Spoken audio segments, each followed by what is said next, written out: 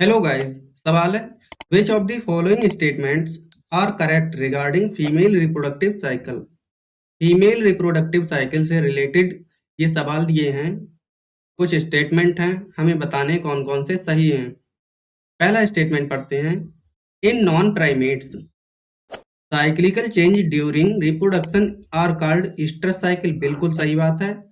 Primates जो होते हैं जैसे गोरिल्ला, गिम्पन, चिंपैंजी और मंकी, एप मैन, ये सारे के सारे प्राइमेट हैं। इनमें चलती है मेंस्ट्रुअल साइकिल, मंथली साइकिल।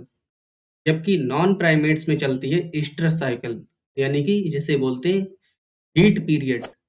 इनमें हीट पीरियड जब आता है तब फर्टिलाइजेशन वगैरह की प्रोसेस चलती है। ठीक, पहला स्टेटमेंट हमारा बिल्कुल ठीक है। अगला स्टेटमेंट है, first menstrual cycle begins at puberty. सही बात है। एंड इज कॉल्ड मेनोपॉज, लेकिन इसे मेनोपॉज नहीं, मिनार्च कहते हैं। क्या कहते हैं? मिनार्च। तो सेकंड स्टेटमेंट गलत है। सी स्टेटमेंट है, lack of menstruation may be indicative of pregnancy. बिल्कुल सही बात है। अगर किसी फीमेल के लिए मेंस्ट्रुएशन नहीं हुआ है, मेंस्ट्रुअल साइकिल नहीं आई किसी मंथ में, तो हो सकता है कि वो प्रेग्नेंट हो चुकी हो।